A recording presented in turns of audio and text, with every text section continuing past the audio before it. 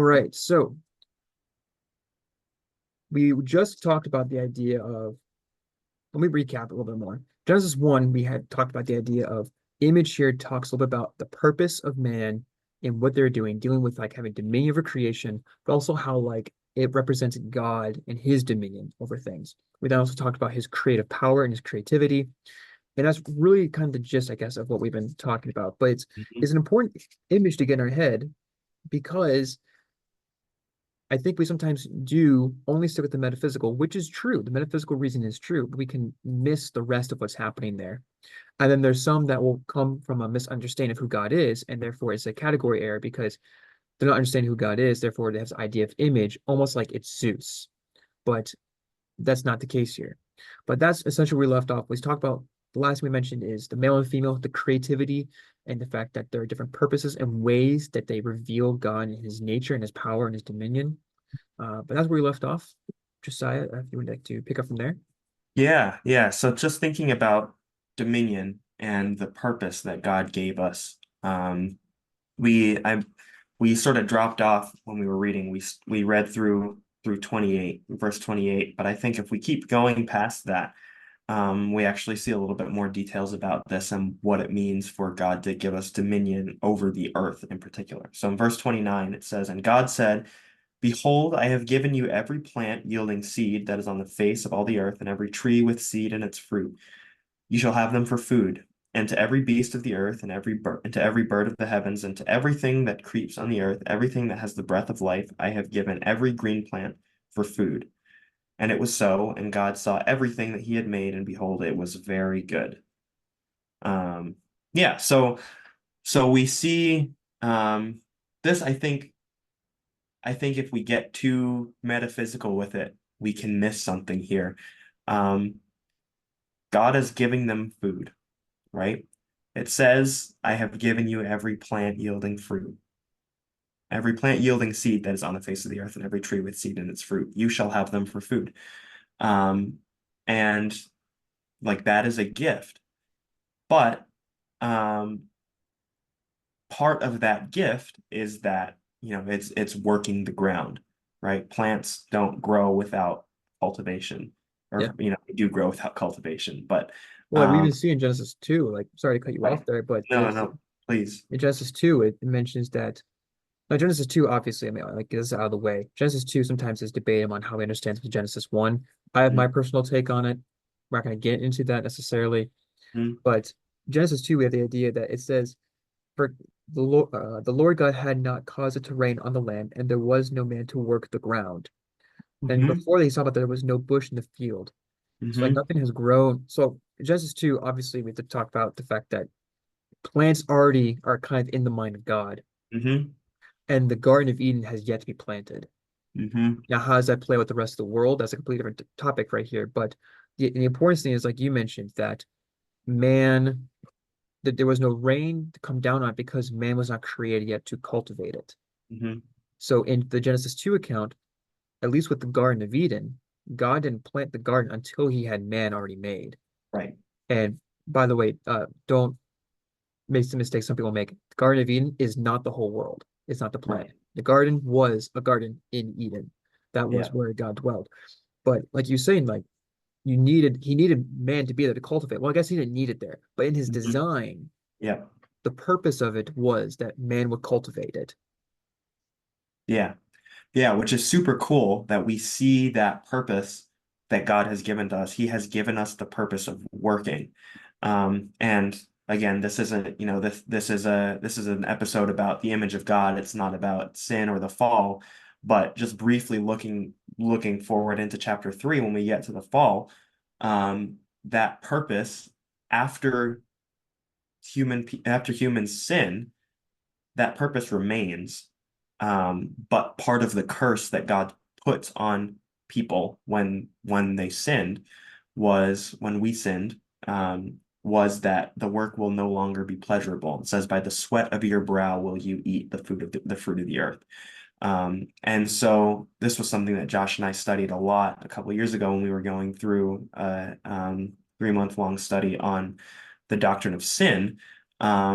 Just talking about the curse of the curse of humanity when Adam and Eve sinned was that, we are still image bearers of God. Even as sinful people, we are still image bearers, but now that's corrupted. Now part of that image bearing is doing work and requiring work in order to, to live, in order to survive off of the earth. But when Adam and Eve sinned, God then cursed that and said, "Okay, this is going to be hard for you now. It's going to be unpleasurable." And it was similar with childbearing, right? Like childbearing was not painful until after Adam and Eve sinned. That was part of the curse. Was that it's now going to be physically painful to birth a child. Um, the purpose, and we see that purpose too, back in Genesis 1 when it says to fill the earth and subdue it.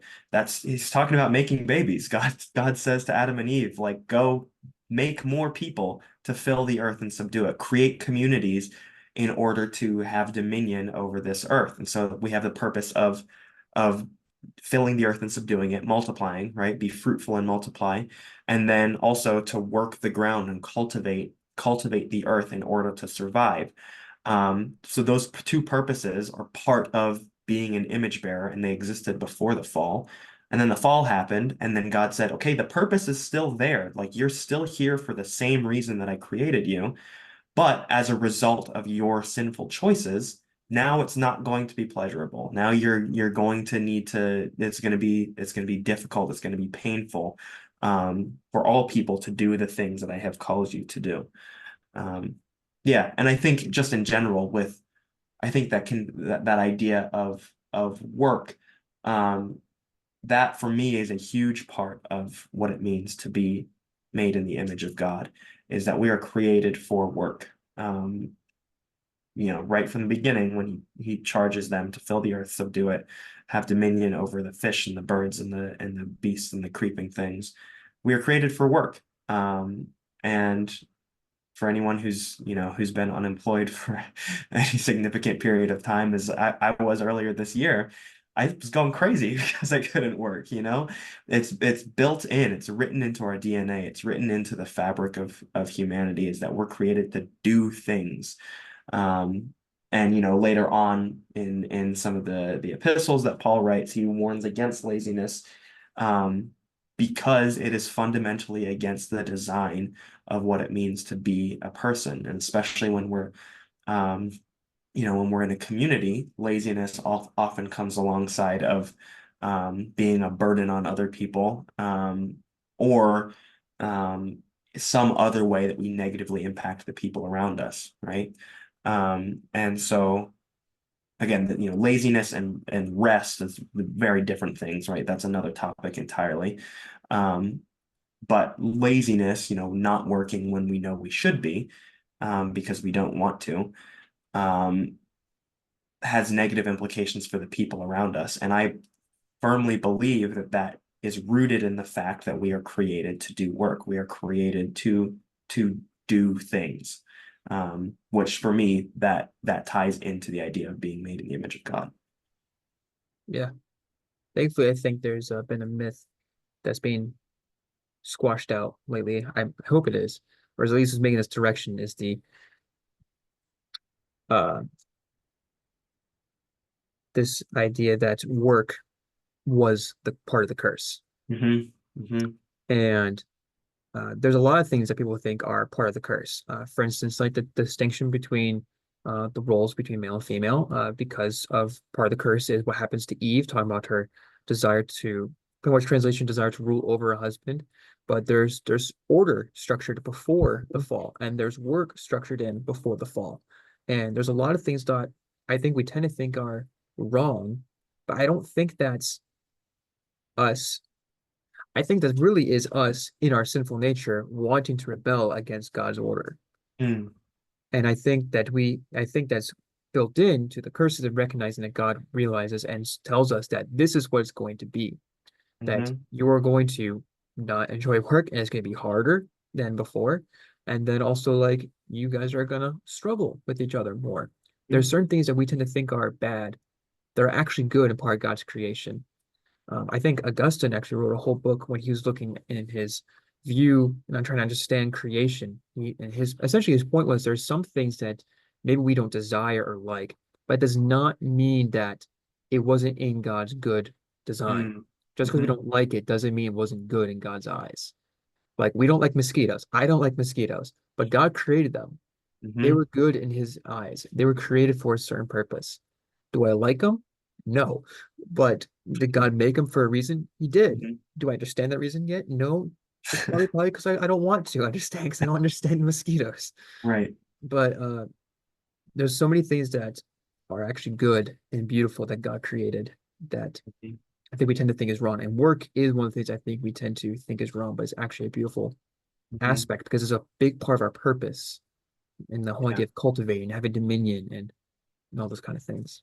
Yeah. And I think that it's really an act of mercy that God allows us to keep those gifts, Oh yeah. right? The idea of being an image bearer, even after we sinned and like we screwed it up in 3 seconds, like it took so little time for us to mess up. Um, but instead of just immediately wiping us out, removing our status as image bearers, he allowed us to keep the status as an image bearer. He changed what it feels like, right? He changed, work is now difficult, childbearing is now difficult, relationships with other people, especially between men and women, can sometimes be difficult. Um, so he changed what it feels like, but it really is an act of mercy that he even allowed us to continue in those things at all, right? The author of Ecclesiastes talks about how there is nothing better than to work and to enjoy your toil, to eat and to drink and to enjoy your work under the sun. Um, it really truly is a gift that he even allows us to continue in it at all. Um, yeah, which I think it's a big perspective shift from saying, oh, work hurts, this such and such hurts, and so this is a punishment or this is part of my curse. But when you really look at it, it's a gift. We're the ones that messed it up. The fact that God even let us keep it at all, that's the true blessing. That really is a picture of God's mercy for us. Mm, that's good. That's really good right there. Hmm. I like that a lot. Yeah, yeah. No, that's awesome. All right. So, Josiah, do you have any other thoughts on Genesis 1 before we jump to Nope. our next passage? I think we go ahead to the next one. All right. So, there's so many other passages in Genesis that we could talk about where that talks about this word specifically to them. But there's also the fact that there are other words, and there's Hmm. also a flip side, and we see that flip side throughout Genesis. But I think the most explicit is Exodus 20. Hmm. And that is, if you don't know, that is the Ten Commandments. Now, before we dive into the Ten Commandments, like specifically the second commandment, if you guys don't know, um, there's a distinct difference between Commandment 1 and Commandment 2. Hmm.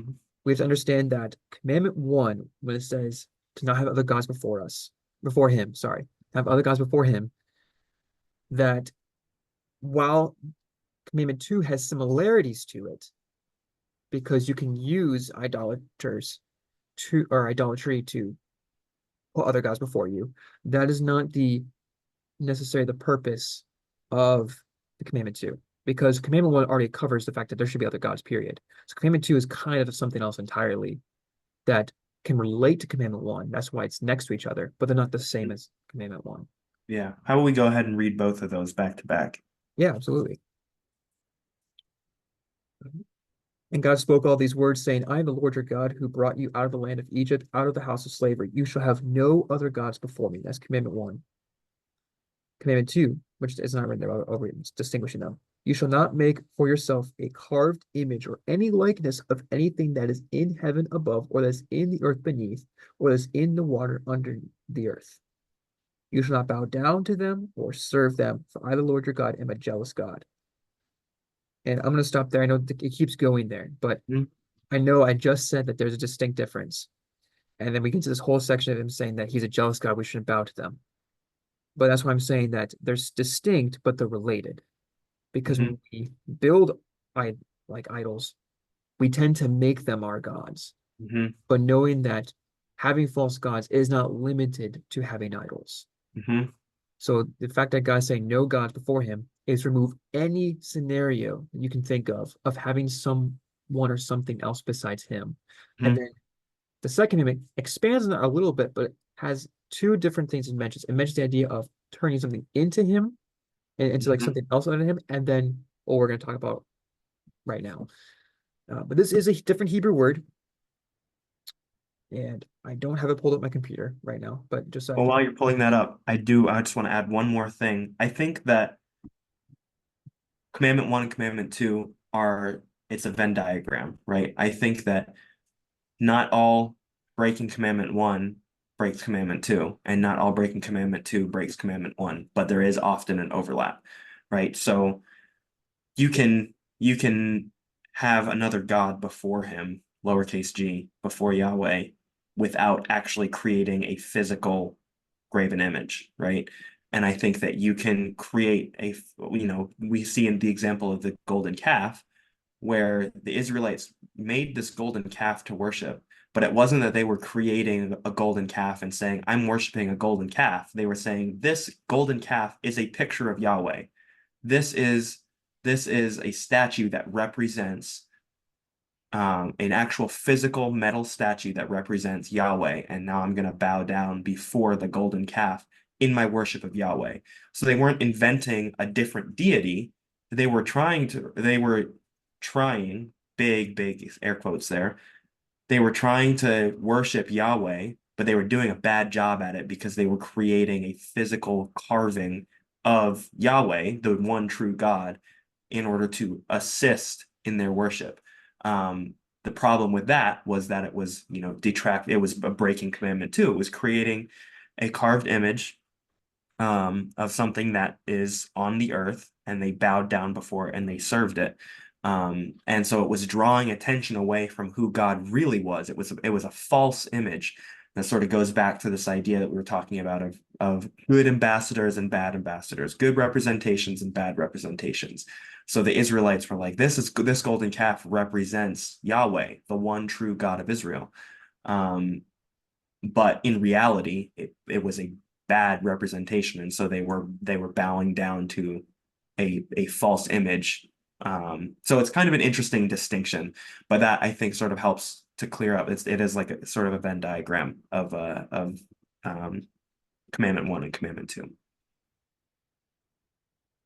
All right, so you see here, I have passed back up on the screen for those of you who are watching. You should not make for yourself a carved image.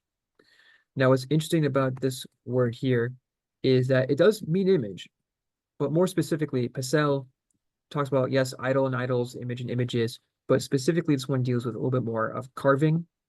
So it's Hmm. talking about the physical, to hew, cut straight, divine image, idol, divine image, carved or hewn image, idol.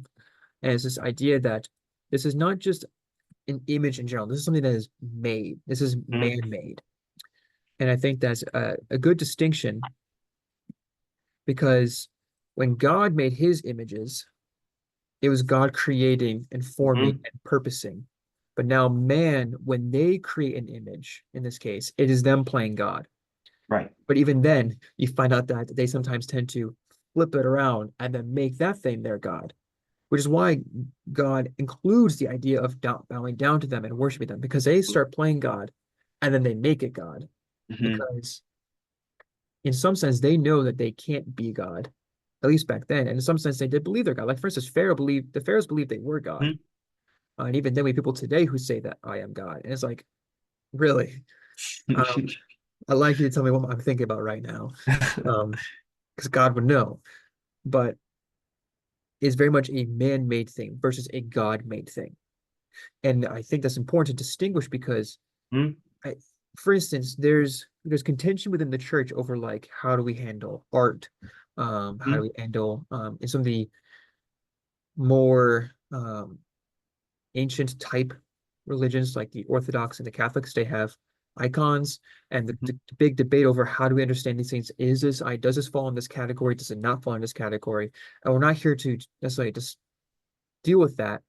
The idea is that there's a distinction between man-made and God-made, and there's nothing there could be an argument for good religious art. There also can be an argument for things that are being made incorrectly Hmm. or improper worship. Because as Josiah mentioned, he talked about the idea of pointing, it kind of helps assist in focusing your direction somewhere. Well, with the golden calf situation, we have a problem because, again, in John, it says God is spirit. So the fact there's a calf is a misrepresentation of who God is. Hmm. And now let's talk a little bit about the cosmology of the Hebrews. It's a very, very brief understanding. So like the Hebrew cosmology was like this three-tier system. They had like the heavens, Hmm. they had the land, and then they had the sea. And the thing here is sometimes when they talk about the sea, they talked about like death and chaos and disorder. And so for them, that was like Sheol. And if you watched our last episode, you know I talked a little about Sheol, Hades, and hell, and the distinction between Sheol, Hades and hell, and how they're not really the same thing. They're actually two different things Hmm. entirely, but they're related to each other. And for them, the waters, that was partly where chaos was, and sometimes reference to Sheol a little bit. Not always, depending, you have to make sure you keep the context clear. But then you also have the mid-tier level, which is where we are at, and then the high-tier level, which is where God and the heavenly beings, like the cherubim, the seraphim, the divine council, angels, and all the different kinds, that's where they dwell. And it's the idea of like you should not be making anything that resembles this. And some people say, okay, what about the Ark? The Ark of the Covenant. It has cherubim on it. Uh, well, one, we have to think about context there. Two, God commanded it. Three, Hmm. versus man commanded it. And three, we have to think about what was the purpose of doing that. Was that assisting in their worship, or was that something they were using for a different purpose entirely? And the idea of idolatry here is the idea that it's assisting you and pointing you or refocusing your worship entirely. Hmm. I don't know if you've ever, what your thoughts are on that, Josiah. Yeah, yeah. I wanted to bring in another passage related. This is Romans 1, um, starting in verse 20. Yeah, starting verse 22. No, verse 21. For although they knew God, they did not honor him as God or give thanks to him, but they became futile in their thinking, and their foolish hearts were darkened. Claiming to be wise, they became fools and exchanged the glory of the immortal God for images resembling mortal man and birds and animals and creeping things. Um, yeah, so this is something that Paul is aware of, right? And that's on his mind, right? This is an issue in first century Christianity just as much as it was when the Ten Commandments dropped. Um, and yeah, I think that this sort of ties together what we've been talking about. Um, it says they knew God, but they didn't honor him as God or give thanks to him.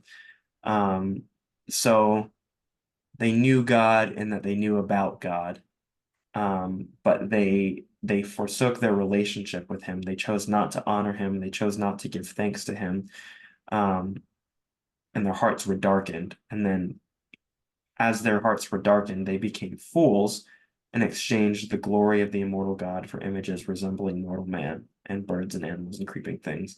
And so um, this isn't necessarily talking about their intentions, right? It's not talking about whether they intended to honor God or they intended to honor this image that they were creating.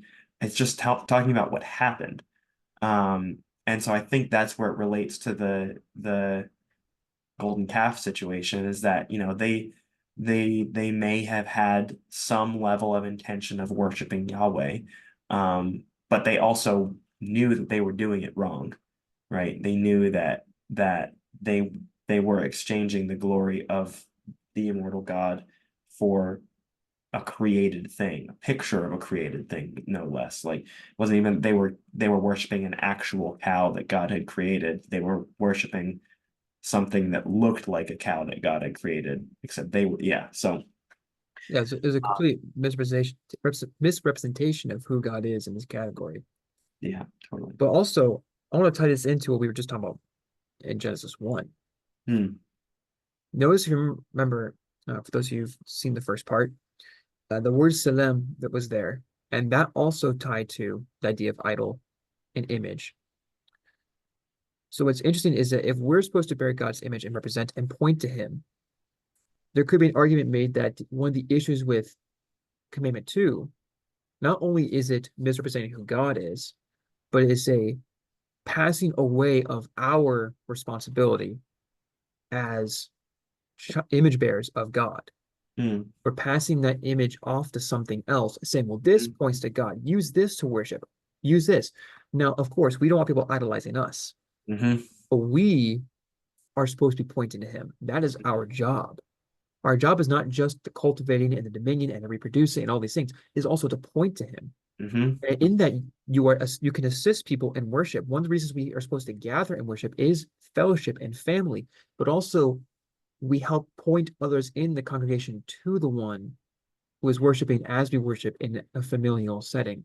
mm, And so I think Exodus 20, well, doesn't necessarily say that, but I think if we think about the wording here, not only is it misrepresenting who God is, and whether be it for good intentions or not, is also passing off of one of our major responsibilities, and that is to bear his image.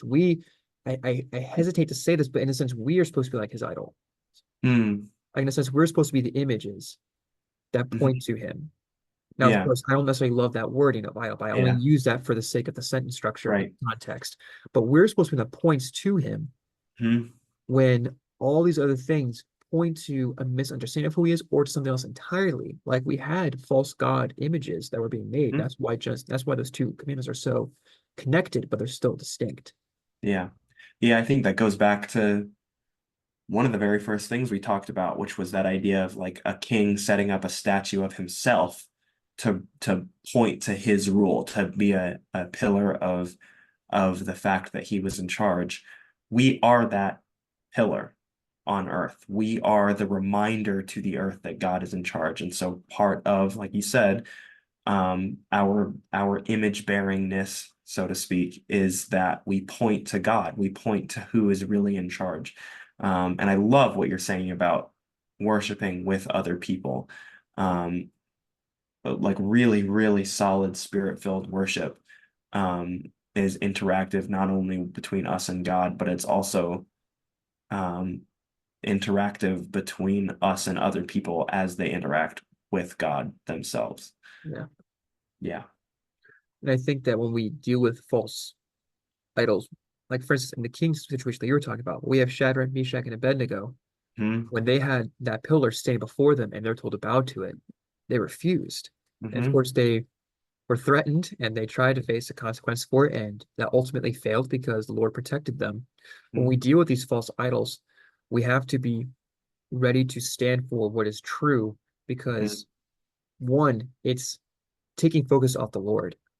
That's the most important thing right there. Hmm. And two is taking our job away from what is supposed to be doing because that statue or that image or whatever it may be, that's not going to worship God. That's not even going to assist really in worship.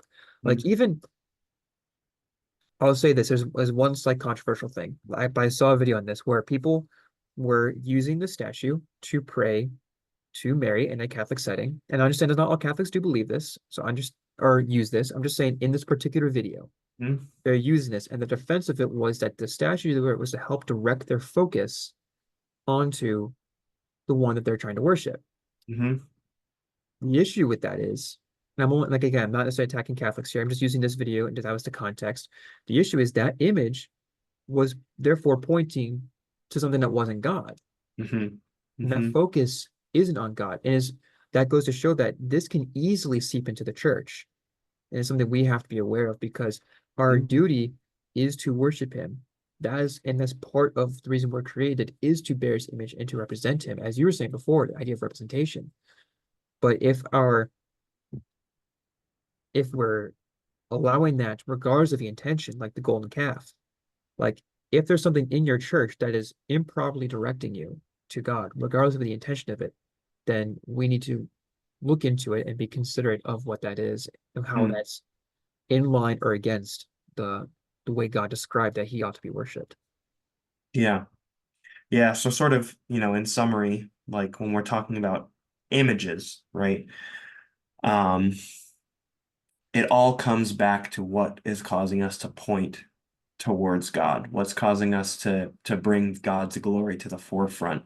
Um, and so whether you're looking at the first commandment, which is you shall have no other gods before me, or whether you're looking at the second commandment, which is you shall not make for yourselves a carved image or any likeness of anything that is in heaven or heaven above or on the earth below, et cetera, et cetera.